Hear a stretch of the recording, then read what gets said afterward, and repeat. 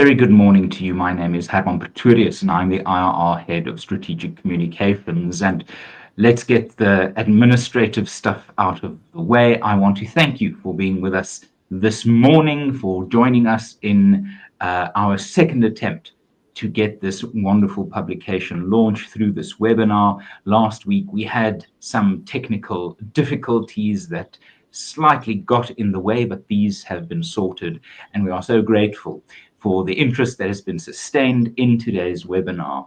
And I'm sure we will be able to pull it off without a hitch this morning. But thank you very, very much for bearing with us. These things do sometimes happen. And luckily, we have an exceptionally talented team of people behind the scenes able to make these things work at short notice, to reschedule, to remarket. So to Mbali and her team, I just want to say thank you very much for being the buttresses to today's event going so smoothly. So this morning's webinar is about a topic that has received a lot of attention over the last few years, but as Anthea notes in her report, this year has been a particularly interesting year on the topic of Black economic empowerment. A crescendo around criticism and defense has arisen over these last few months, and it is quite an exciting time because in the think tank space, especially if you're a think tank like the Institute of Race Relations, with a legacy stretching back almost 100 years, what is unique to the perspective I've learned to appreciate from colleagues such as Anthea is the long-term perspective. Businesses quite often work in quarters or in financial years. Political parties work in democratic terms.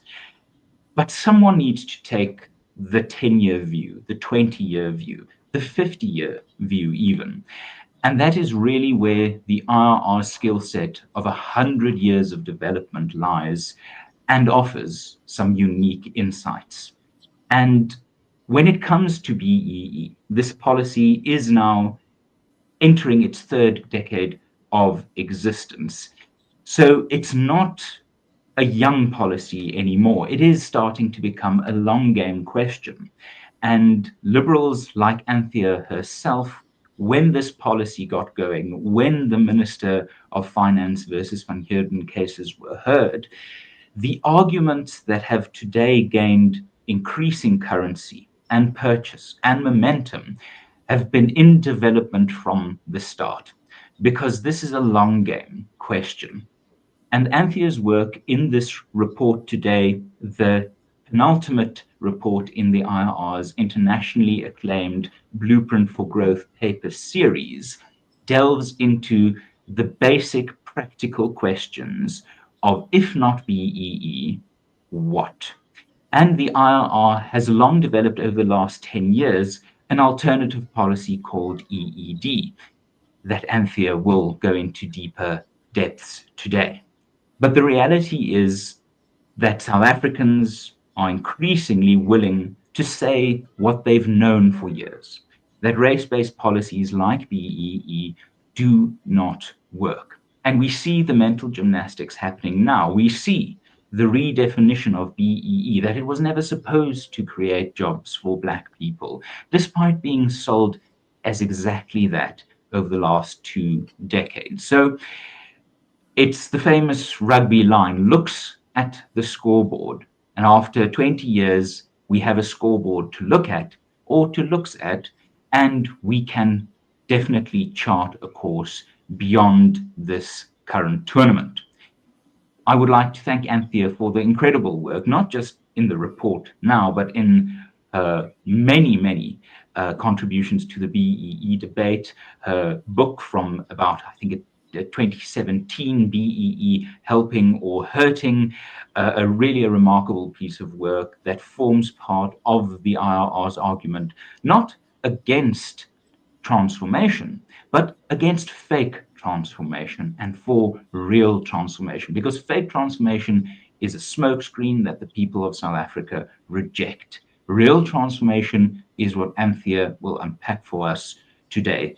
In terms of logistics, I will now hand over to Anthea to take us through her presentation. I will come back into this session to chair a Q&A at the end, depending on how much time we have, how many questions and comments we get. I will chair that Q&A session and then wrap up. So thank you very much for your time this morning. Anthea, thank you very much for your time.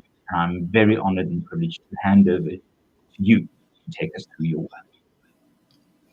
Thank you very much, Herman, and many thanks to all of you for being here this morning to talk about how we can break the BEE barrier to growth.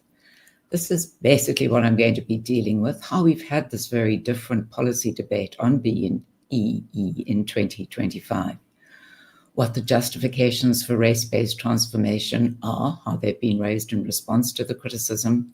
I want to talk briefly about some of the problems that arise from employment equity, or EE, from BEE under the Act and the codes, and from preferential procurement. And then to talk about the reasons for moving to a different and better empowerment tool in the form of economic empowerment for the disadvantaged, or EED. That would include tax-funded vouchers for schooling, housing, and healthcare. So I'll talk a little bit about those, and then conclude with looking at the importance of that shift to EED for growth, which of course is vital if people are to have more economic opportunity and there is to be the prospect really of rising prosperity. So let's start with looking at the justifications for race-based transformation. And of course, the first one is the need for redress, which is a view that is very widely shared. The other view that is much more controversial is the ANC's claim that demographic representativity is the norm, and that therefore we must have demographic representativity in every sphere, or this will be evidence of racism. So according to the ANC, the South African population should be fanning out into jobs and procurement contracts and to share ownership in keeping with their share of the economically active population, or EAP. And since South Africa's economically active population is 80% Black, 80% representation is supposedly the norm, which must be obtained. But now if we look at the definition of the economically active population, it includes all people between the ages of 15 and 64 who either work or want to do so. But unfortunately, not everybody who falls within this very broad category is equally equipped to carry out jobs or other work at different levels. There are always important differences as regards age, for example, and we know that almost 64% of Black South Africans are under the age of 35, which limits the experience they've been able to acquire. It depends also on employment, and sadly, on the expanded definition, 47% of Black South Africans are currently unemployed. It means many have not had the opportunity to gain sufficient workplace expertise. It depends on schooling. And here we know that half of pupils fall out of school without even getting a matric, and that many of those who do get a national senior certificate are still functionally illiterate and innumerate. And it depends often on tertiary education. But again, unfortunately, only 7% of Black South Africans have the degrees, which are often necessary for professional posts or advisable even for management ones. So when you start looking at the individual differences between people, and you can see why demographic representativity is in fact a myth. It's not a norm at all. And scholars such as Thomas Sowell have looked carefully around the world for examples of where demographic representativity is found in a heterogeneous society, and have concluded that it never is found for the simple reason that the individual variations are always too great. So it's not a norm at all, and yet this is what our race-based policies are based on. I'd also like to make the point that BEE is a fake form of transformation, in the sense that transformation is supposed to be something that makes things better, but BEE has not done so. Our BEE policies are far advanced, but poverty is worse. Intra-Black inequality is far higher than it was in 1994, for the obvious reason that a small group of Black people have benefited from BEE, while the great majority of Black people have instead been harmed by it, as we'll talk about in a little while. And one of the biggest problems is that unemployment has grown inexorably, even as the BEE laws have been tightened up. And we now sit with unemployment of 32% on the official definition, even higher on the expanded one, which takes account of people who are too discouraged to keep looking for jobs. And youth unemployment exceeds 60%, which is a staggering number. So I want to start looking at one of the key core elements of BEE. It's called management control and the BEE Act, but the idea is very much the same out into all levels of the workforce in accordance with their share of the population. I'm going to be looking at both the public and the private sectors, where designated employers of more than 50 people must both comply with racial targets. We'll start with what's happened in the public sector. Here we can see 75% Black representation in top management, according to the most recent report of the Commission for Employment Equity, which indicates that the 80% goal has almost been met. And a similar picture at the senior management level, where you have 76 Black representation. Then you look at the figures in the private sector, and they're very different. 15% Black representation in top management and 22% at the senior level. But the public sector figure really takes no account of the skills and age profile of the Black population, whereas the private sector is forced to do that because they have no tax revenues to fall back on if their efficiency diminishes.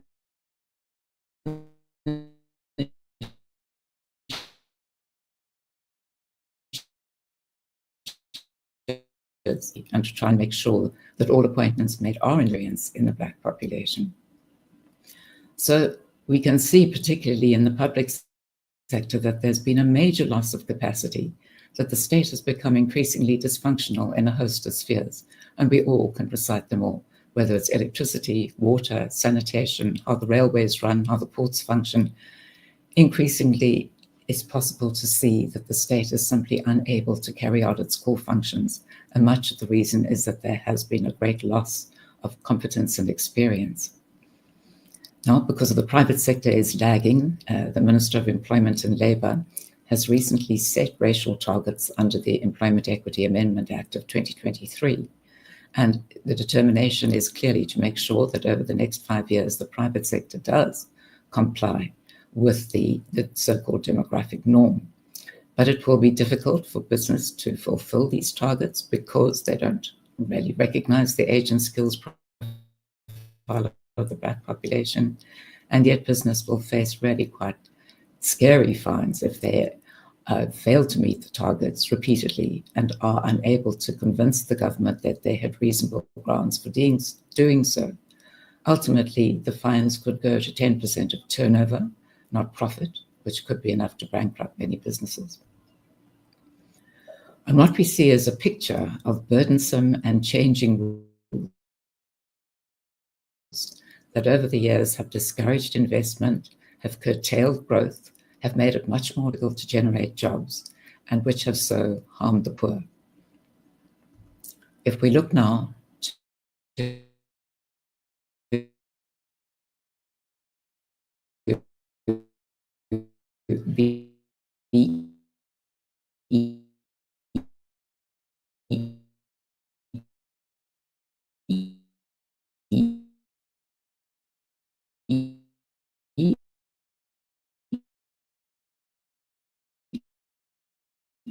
targets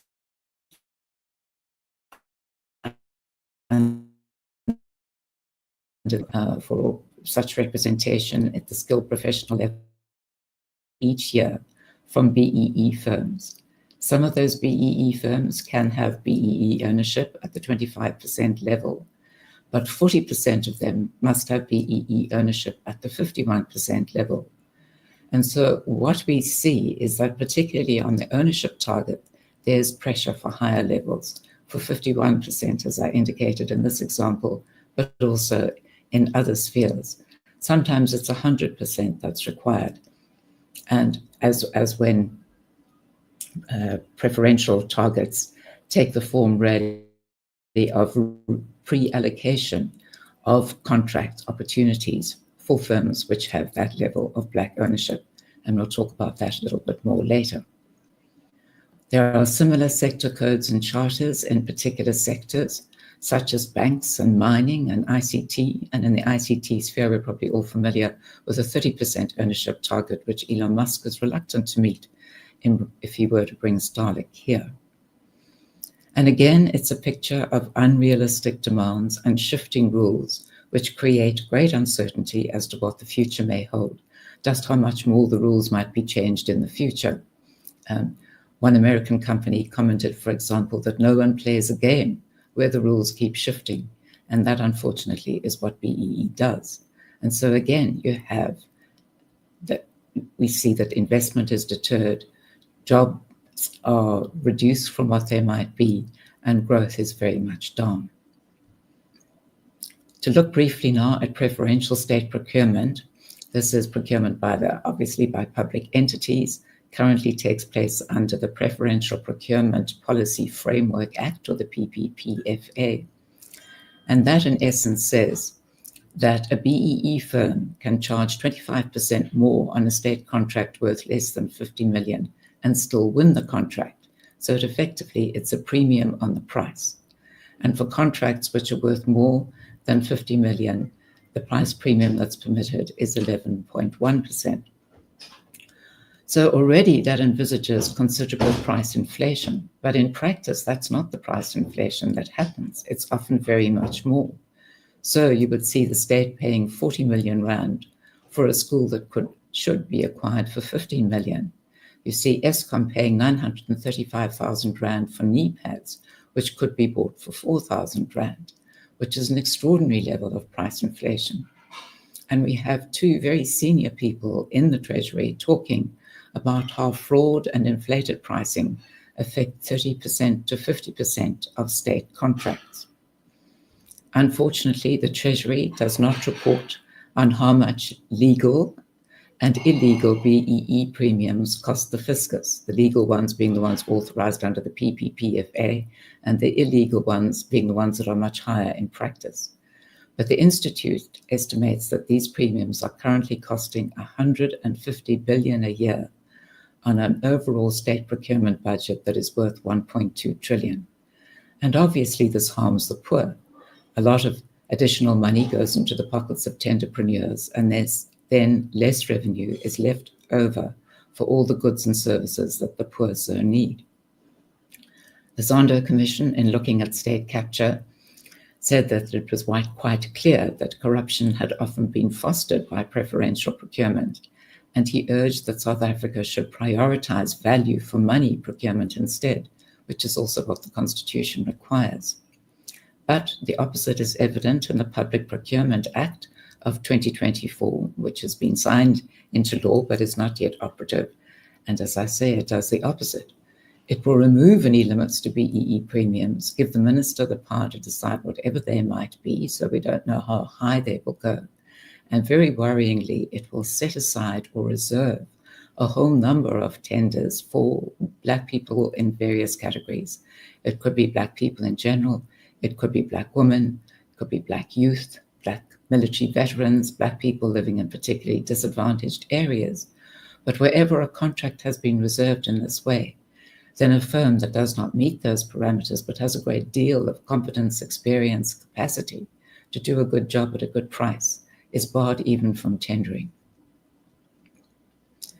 So we say that South Africa needs a better empowerment tool. The BEE, on our estimation, has helped only 15% of the Black population, but has harmed the remaining 85% in the ways we've been talking about, because the state has become so dysfunctional, because the private sector is wary of investment, which holds down jobs and means that there is much less growth than we could otherwise have. BEE has also contributed greatly to inequality. It's enriched the few and impoverished the many, and that intra-Black disparity is particularly bad. And it also means, because the Black population makes so much of the overall population, that the overall Gini coefficient of income inequality in South Africa has risen from 59 in 94, which was already high, to 67 now. BEE also conflicts with the Constitution. The Constitution requires non-racialism, but BEE is race-based and requires race classification and race preferences. The Constitution bars any form of race discrimination by either public or private people. And though affirmative action is authorized, the Constitutional Court has said that a remedial measure must be able to pass 3 tests. And one of those tests is that it must achieve equality. But the inequality figures, the Gini coefficient for 1, shows that this test is not being met. So we need an alternative, something that is non-racial, that is growth-oriented, because it's only when there's growth in the economy that there can be expanding opportunities for all the people who need them. And it must be focused on empowering the poor, the most disadvantaged, rather than the relative elite. And we believe that the EED alternative meets these 3 tests.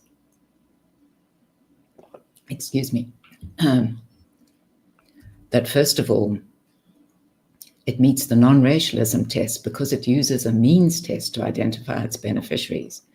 It eliminates the use of race as a proxy for disadvantaged, and it cuts to the heart of the matter by using socioeconomic status to determine who is disadvantaged. The EED scorecard also rewards businesses for all the contributions that they make to the growth that makes for upward mobility. So it gives them voluntary points for investments they've made, jobs provided, taxes paid, export contributions, research and development, training for staff, and the like. And when I say reward, this doesn't mean that a business that does well on the EED scorecard will have a preferential claim to a contract, because all procurement must be done on objective criteria of competence, price, capacity to deliver. No, it means that businesses that make an important contribution to South Africa can be recognized as good corporate citizens, can be seen by the society for how important they are in expanding opportunity for the disadvantaged. And finally, EED reaches down to the grassroots by providing tax-funded vouchers for sound schooling, housing, and healthcare. Delivery in all those 3 spheres is very poor at present. We need it to be much better, and the tax-funded vouchers can help achieve that. If we start with schooling, we know that 80%, sadly, of our public schools are dysfunctional. More than 60% of them are free, mostly where any kind of fee is required. It's very small. Overall, most of the money comes from tax revenue, and we spend 320 billion on schooling. And as a proportion of GDP, that exceeds what is being spent by many other countries. But we get very little bang for our tax buck. We have poor outcomes. Roughly 50% of pupils drop out of school without ever obtaining a matric. 81% of our grade 4s can't read for meaning in any language, including their home languages. South Africa, on the last round of the TIMSS assessment, which looks at proficiency in maths and science, came last among 64 developed countries. And the reason is that teachers lack content knowledge, pedagogical skills in many instances, and also that they are not held accountable. Other factors, of course, do play a role, but that's the primary reason why we're getting bad outcomes. Also very relevant is SATU's power. SATU is South African Democratic Teachers Union. Most teachers belong to it, as do most officials in the education departments, and it's a key ally of the ANC. And it has long resisted attempts to hold teachers more accountable for results. Interestingly, there are similar issues globally in countries ranging from India to the US. And this is why poor parents often opt for low-cost private schools. Many poor parents want the choice, and they want private schools. And the reason, before I get to India, let me just elaborate on that a little bit. Why is that? It's because schooling has become pretty much a top-down government monopoly. In most countries, even if there are some independent schools, they make up a very small part of the schooling available. And so the state knows that most people have no choice but to go to public schools. The teachers and the officials know the same. They also know that tax revenues will flow into the schools, into the department year after year, irrespective of whether they do badly or whether they do well. So there is really no incentive to improve, no competition to be a spur to better efficiency. And this is what people in various countries have been seeing, including poor parents of India. And here we now have 92 million students going to a number of low-cost private schools. The work on this has been done by Professor James Tooley, primarily, who is now the Vice-Chancellor of the University of Buckingham in the UK. And he has been researching this for years. In 2021, he wrote a wonderful book called Really Good Schools, and in which he assembled this information. And he also looked at what was happening in Africa, and he said that 74 million students across sub-Saharan Africa are in schools of this kind, that even in countries in Africa which are torn by conflict, such as Liberia, you also find pupils in low-cost private schools. And often those schools are located in slums and shanty areas and the really poor parts of towns and cities where the poorest people live.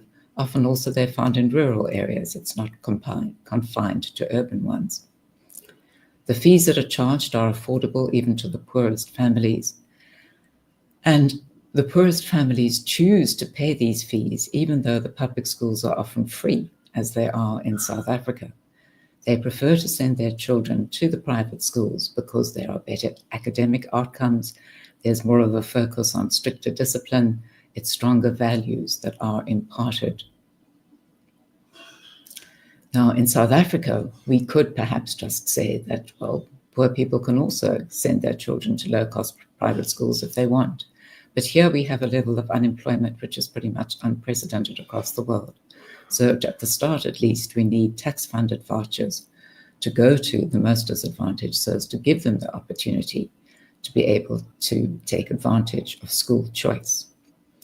Parents with vouchers can choose the schools they want, and the schools then use the voucher income that comes to them to pay teachers and cover operating expenses.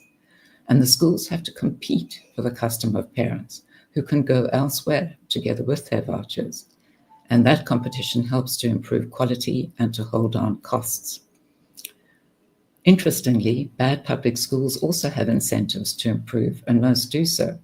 This, particularly if it's on a sufficient scale, puts an end to the comfortable feeling that teachers and officials had before, that it doesn't really matter what they do, the money will still be there next year for them. Now they could lose all income unless they attract pupils. So they have incentives to improve, and most do so. But you'll also find that many more independent and non-profit schools spring up to meet the new demand. And quite a lot of research has now been done about the benefits of vouchers in the various countries which have applied them, such as India, which has the largest voucher program of all, in Chile, which has a universal program which has been in force for a number of years, where 52% of pupils are now in private schools with the help of tax vouchers. In Pakistan, where one of the observed advantages was that vouchers reduced dropout rates. In the US, where vouchers have been particularly useful to Black families, and where a recent poll showed that 79% of Black families approved of vouchers. If we shift now to the housing sphere, where we also believe that vouchers are needed, we look a little bit at what we have now. We have Reconstruction and Development Program houses, or RDP houses, that are free to beneficiaries, but they're generally badly built and badly located. The government says that since 1994, it has provided 5.2 million houses and flats, as well as 1.3 million serviced sites, which sounds considerable. But the housing backlog has nevertheless gone up to 2.3 million. It's risen from 1.5 million in 94. So despite all this delivery, the backlog is bigger than it was when the government began. Informal settlements have also expanded, 394 and 3,200 in 2023, which might be a conservative estimate. And the reason for this, according to housing officials, is not that the people who first devised the policy didn't expect natural population increase or an inflow from rural areas to towns. It's more that the policy has created a perverse incentive. Households keep splitting up so that more and more of their members can get free houses, and that endlessly increases the demand and makes it very difficult to meet. The value of the individual housing subsidy, which is the one we first had and which still remains, has gone up very sharply, but dissatisfaction remains because that subsidy doesn't go to the individual. It's administered by the government and it goes to the contractor that the government chooses. And many of those contractors are BEE tenderpreneurs who waste or steal the money paid to them to build houses. In 2010, Frank Chikane, then in the office of the presidency, said that the government had wanted to help both the Black contractors and the Black population needing houses through this scheme. But too often, the Black contractors had provided either very shoddy homes, or he said some of them didn't provide any homes at all. They simply stole the money. And the pace of delivery, for various reasons, has been very slow. If we take that last figure of 35,500 in 2023, it will take at least 60 years to clear the existing backlog, let alone cater for the needs of those who join the housing list every year. At this point, South Africa has developed a host of housing subsidies. We have at least 10, 11 different housing subsidies, and that means that each one of them has to be monitored and administered and reported on by a whole host of bureaucrats. But it doesn't do much to improve, actually, the delivery of houses. So we believe that we need to have a single housing voucher which goes to the disadvantaged family. And again here, it's worth talking about the reasons why this move was made by Chile, which was the first to pioneer what it calls a housing subsidy, but is effectively a housing voucher. Because it was realized in Chile and other countries that the whole focus for years had been on the supply side. In other words, that if you put enough revenue with the government, then the government would supply the houses that people need. But then in practice, it was found that government provision was very often inefficient, that very often there was corruption in the contracts which were given to contractors, that very often there was corruption in the allocation of the houses. And so the idea was to try and increase the demand side, to boost that side. And the idea was to take that same amount of money and instead of keeping it under the state's control in every way, to pay it to a disadvantaged household so that they could use that money to buy a house of their choice. And initially in Chile, the subsidy was available only to buy a house, which meant that unfortunately, most houses were built on the urban periphery where the land was cheaper. So now the subsidy or the voucher has become much more versatile. You can use it to buy an existing house or to improve a house or to rent a house and so on. And Brazil and Mexico and other countries in the area offer similar vouchers. The US also has a voucher system in the housing sphere. It began as a rental housing voucher, only available to rent accommodation, but more recently it's become available also to buy. South Africa needs a consolidated voucher system, much simpler to administer.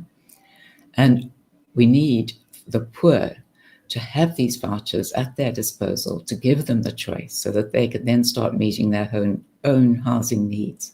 They can build the homes that they want. They can build backyard flats, which they could then rent out to people also equipped with housing vouchers and therefore able to pay rental.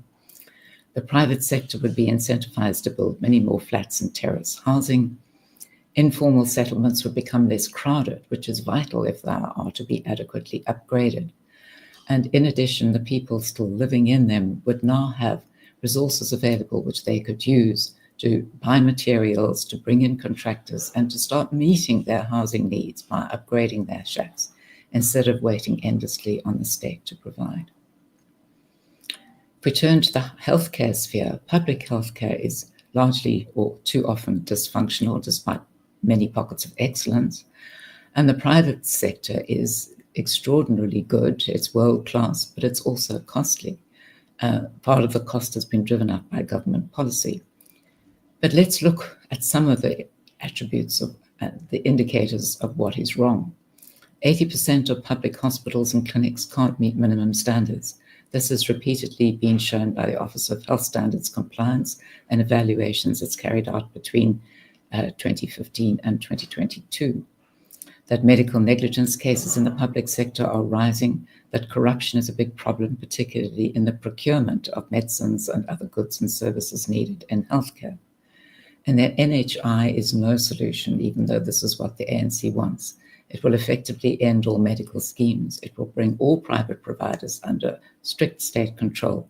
It will turn healthcare into a state monopoly, which, like Eskom, will become increasingly inefficient and corrupt. One of the things we could do right now to improve the situation would be to allow low-cost medical schemes or health insurance policy, which would allow millions more people to gain access to these schemes or policies, and so obtain primary health care for many of their needs. And that would help to relieve the pressure on the public system without any further changes. We have a whole set of suggestions as to what we believe should be done in order to improve the delivery of healthcare in general, but we very much believe that the government should allow low-cost medical schemes at that kind of price, 180, 130 per person per month, and also introduce tax-funded health vouchers for the disadvantaged, which would enable them, for example, to join a medical scheme and then to have access to primary providers in the private sector for their needs. Again, there are countries which have pioneered health vouchers in various ways, and the reason is worth looking at. It's similar to what happened in housing. There came a realization that the emphasis had been on increasing supply by the government. Tax revenues went to the government then supplied health services, but increasingly it was found that the poor preferred to pay out of their own pockets for better quality care in the private sector. And so again, the thought was perhaps we ought to do something about the demand side. And so this could be met by providing vouchers to the poor, which they could use to acquire particular health services. And where this has been done, studies have shown that the beneficiaries of vouchers have really liked them. They feel that they have greater choice. They feel that they're held in greater esteem by health providers. They have a sense of dignity. And the vouchers, which have a limited scope as yet, have worked well in all the countries which I list here. The limited scope is this, that generally they're available only in the reproductive health sector. In other words, the aim is to encourage pregnant women to seek antenatal tests, to deliver their babies in clinics or hospitals, and to take their babies for postnatal tests, after the birth. And the vouchers geared at this particular need have worked very well in all these countries. And of course, they don't have to be limited to that need. They could be made much more extensive. The essence of the matter is that competition between public and private providers for the custom of poor people spurs on clinics and doctors to improve and expand services. The NHI, however, is going to abolish competition, and of course it will increase corruption and stifle innovation, which is just another reason why it is no solution. The NHI will focus on bureaucratic control by ANC cadres, not on new and better ways of doing things. So I'm saying we must move to EED, and that this will be vital for growth. True transformation, change for the better, will result in rising investment, in better growth rates, in many more jobs, in rising incomes, all the graph lines pointing up, in short. BEE shows the opposite, the graph lines pointing down, and it's a fake form of transformation which doesn't bring about positive change. EED would, and it would also reduce regulation and limit state control of the economy, so it would increase economic freedom from excessive state intervention, and that is vital to rapid growth. And rapid growth, in turn, is vital because if you can get it up to 7% a year, then it would double the size of South Africa's economy every decade. And one can only imagine the enormously increased opportunities that would arise from that. So that should be the goal. The Fraser Institute has shown the importance of economic freedom through its index, which tracks precisely this thing, covers 165 countries, uses data going back to 1970. Some of the results of the 2025 report that in the most free countries, you have this very high level of GDP per capita, as opposed to only 10,700 in the least free countries. That the poorest 10% do much better in the most free countries with average incomes of $14,000 as opposed to $1,700 in the least free. That extreme poverty is much more limited, 2% in the most free versus 52% in the least free, that life expectancy is higher, 79 years in the most free and 62 in the least free. But South Africa scores very poorly on the Fraser Institute. We come in 83rd place out of 165 countries. So we become behind countries such as Mauritius, the Seychelles, the Gambia, Botswana, Uganda, and Kenya. The worst ones on the index are Zimbabwe, which comes second last, and Venezuela, which is right at the bottom. And unfortunately, our government seems to really praise and wish to emulate the policies that both Zimbabwe and Venezuela have applied. And we must only hope that that can be avoided. But what we really need is to do what the Institute's growth papers have been stressing, that we need to make growth the key focus, and we need to remove the BEE barrier to growth by shifting from BEE to EED. Thank you.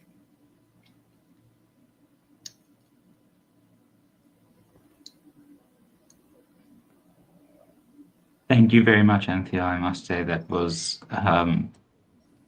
enlightening and also somewhat unnerving.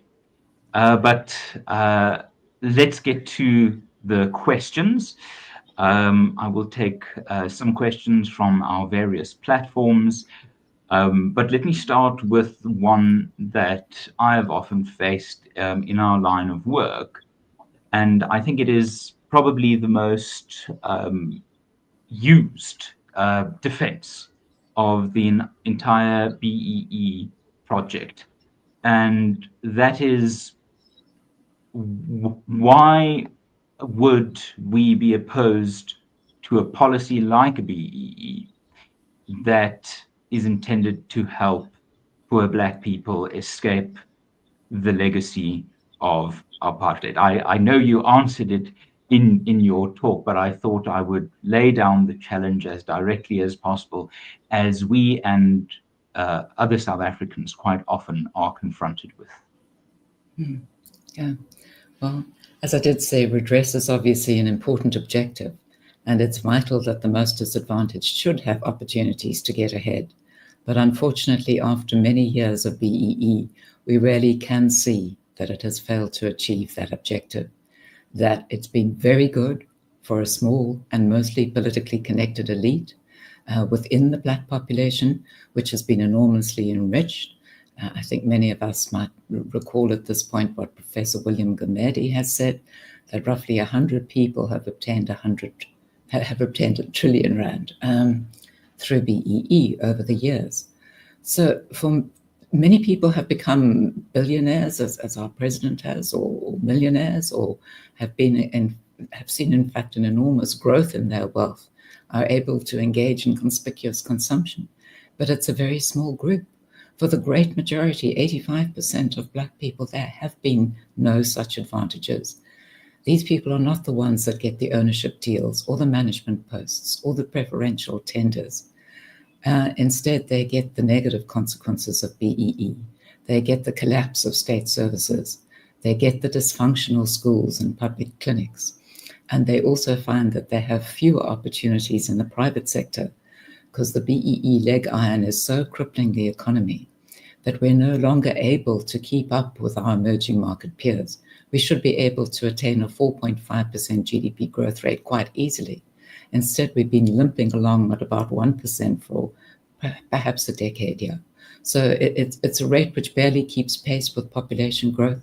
All South Africans are actually becoming poorer because we can't attract enough investment. We must have that investment, and only from that will we be able to see an expansion in growth and an expansion in employment, which is what the poor need to get ahead, along with the other measures that EED would provide. Better education so that they're equipped to enter the workforce, better housing so that their living conditions are better, better healthcare that when they become sick they get effective help, not what is too often a risk that they may suffer an adverse consequence in a public clinic or hospital. Another question that I've recently had put to me in a radio interview was the accusation that by being in favor of merit-based appointments and being opposed to race-based appointments, the Institute was somehow saying that Black people can't be merit-based appointments.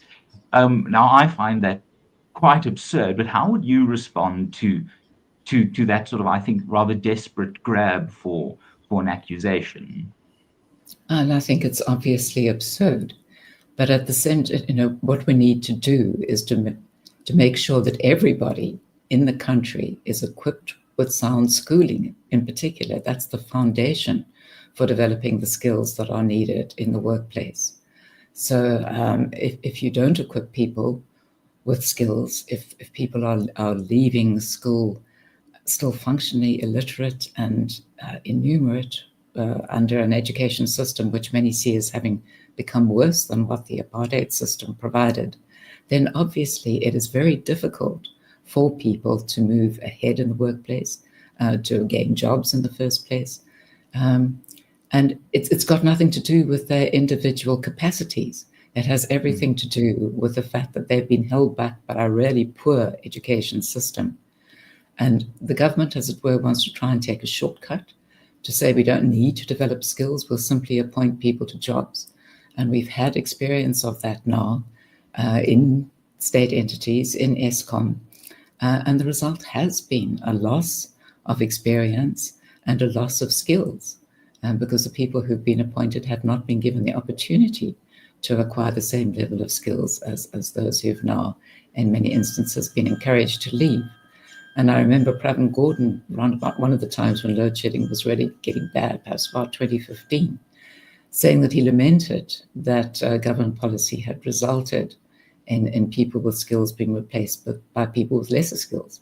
Not that they're any less able, but their skills have been less developed by the schooling, by the circumstances in which they've grown up. And then last question from my side before I go to the comments.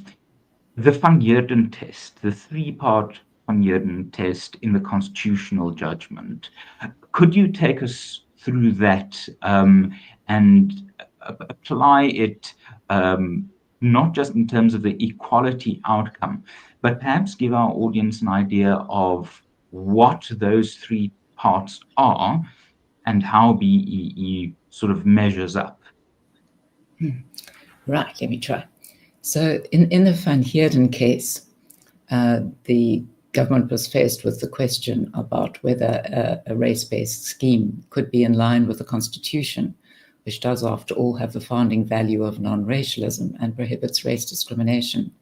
But there is also in the Constitution Section 9.2 of the Equality Clause, which authorizes affirmative action measures.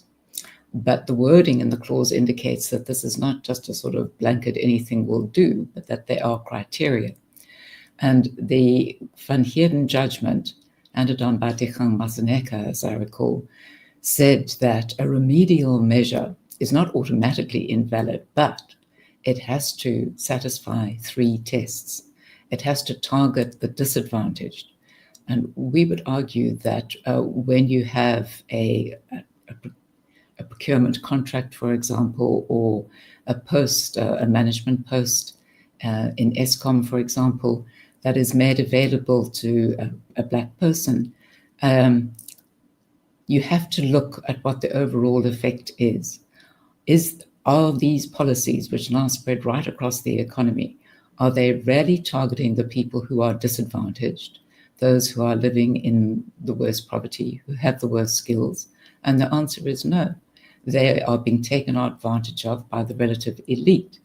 And so the first test, you've got to target the disadvantaged, is not met. These are policies which, by being race-based, allow Black people who are doing quite well, they are the best skilled, the best credentialed, the best politically connected, to take the benefit. They're not targeting the great majority. Secondly, Van Heerden said that these policies must be capable of achieving advancement. And again, we can see that they are not, because after all the years of BEE implementation, they haven't worked at all for the great majority. They have not felt an advantage from these policies. They have not been helped to achieve more. And then the final test is the one that I did talk about. They must be able to achieve equality. And again, you need to look at what is happening in the Black population as a whole. Answer, a small Black elite has been greatly helped, sometimes greatly enriched, and the great majority has been harmed, not just not helped, but harmed because of state dysfunction, because the economy is limping along when it could, relatively speaking, be flying.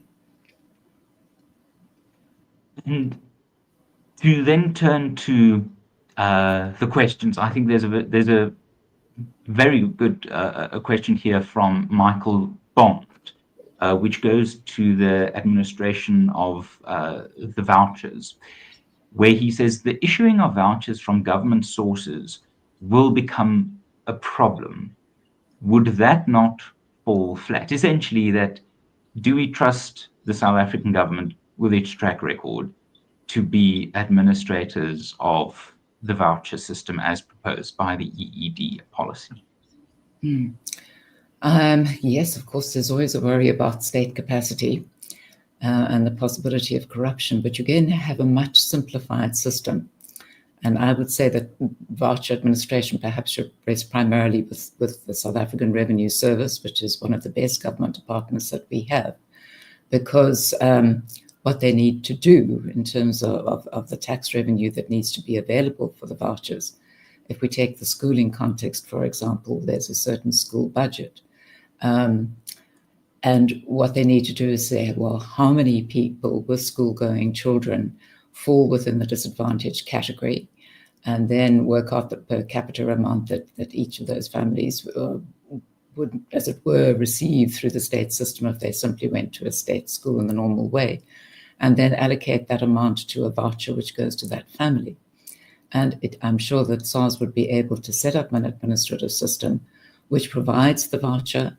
The voucher can be used only for schooling. There may be some element where people try to cheat. And so you might have to have some agency involved, as I think you've suggested in draft legislation on this issue, where there would be some monitoring and some capacity to act if there is evidence of the recipients of the voucher acting to use it contrary to its purpose. We look at the enormous level of corruption and inefficiency that we have in the government as a whole. I think the voucher system might not be perfect, and we would have to work hard to keep our pledges, but it will be much less vulnerable to inefficiency and to corruption than what we have now. And I think the logistics of that challenge also does assist with understanding that we shouldn't let perfect be the enemy of the good, in the sense that currently it really is an attempt to have trickle-down empowerment, where you have so many levels of gatekeeping, of discretionary decision-making, of deciding to funnel money here rather than there, where the voucher system might not eradicate gatekeeping entirely, but it structurally reduces a very crooked line from the source of taxpayer support to the eventual beneficiary, to just being a much more elegant solution to make sure that you've got fewer nodes of vulnerability for corruption, for incompetence. So a simpler system and a regulated system, as we suggest in our vouchers and in the Freedom from Poverty bill that we wrote this year. Of course, it might not be perfect, but the idea is very much that you can avoid so many of the costly nooks and crannies of the current system that just assumes that, you know, if you parachute money into Sandton or opportunities into Sandton, that people in Soshanguve will feel less poor. So if we then look to the question of the NDR, which I think you know a thing or two about. Dave Watson asks here, is BEE not simply the political machinations of the second phase of the National Democratic Revolution? And let me add to that question, where do you think we are in terms of the National Democratic Revolution as perceived and again as recently reaffirmed for the upteenth time by the ANC?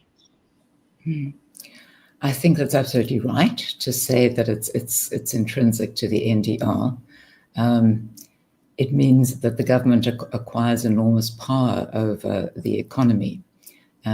Within the public sector, perhaps we start there, it enables it to deploy its cadres to government departments, to state entities, including ones whose independence is supposed to be guaranteed by the Constitution, and so on. And in terms of the private sector, which still makes up about 70% of the economy, it rarely erodes business autonomy. It takes away much of the power that business needs to be able to enter into the mergers or deals of their preference, to appoint the staff that they think most suited to their needs, to buy the goods and services they need on the most cost-effective basis. It's a constant drag on efficiency and an enormously complex system to understand, let alone actually comply with, and then the rules keep shifting. So it becomes a huge deterrent to becoming involved in South Africa. One can understand why Elon Musk was at the moment still really contemplating whether he wants to come here, and certainly not if he has to give up 30% of Starlink. So where are we? It began, of course, really before the second phase of the NDR, which began about 2012, but it was from then that the rules really got intensified. Whether it was employment equity, there was an amendment which took away many of the defenses on which business had relied, and the penalties went up. And the BEE codes, the initial codes, were replaced by much stricter codes.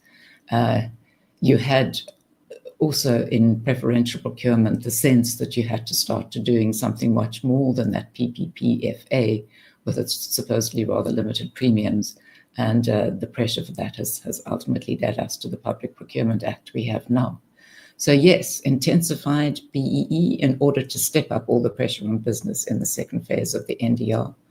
Because I do believe that the ANC has it in mind that if you're going to achieve a transition to socialism, which they keep holding out as nothing but benign for all people, caring for their needs, it won't easily be done unless the private sector economy is faltering. If we had now a 4.5% growth rate and many more people, millions more people were in jobs and the schools were functioning well and so on, the economy was humming along, it would seem absurd to think that we should stop this and move to a socialist system.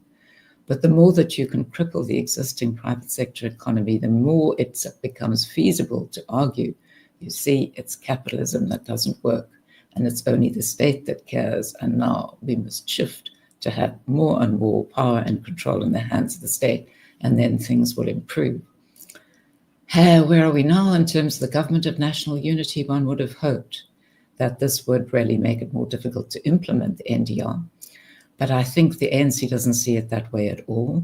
As we heard last year, the ANC sees the government of national unity as a form of Lenin's new economic policy. That was a policy implemented by Lenin in 1921, because at that point, the Soviet Union had been battling with civil war. The economy was in an incredibly bad state. There was huge disillusionment. There really was a risk that it might implode. And so they decided that they must pretend under the new economic policy to be more interested in a capitalist revival, tempering socialism and allowing more free market policies. And it did help to attract investment and to get the economy in a sounder foundation, etc. But the aim was always that this would be a temporary thing. And in 1929, it was Stalin who then ended it and moved to collectivization of the land. So if the ANC thinks it's fine to do something like the GNU as an equivalent of the new economic policy, that doesn't mean it's given up on the NDR, not at all. What it means is that it's hoping through this to reassure people that it is a trustworthy entity, that it's turned the corner, that it's brought in partners.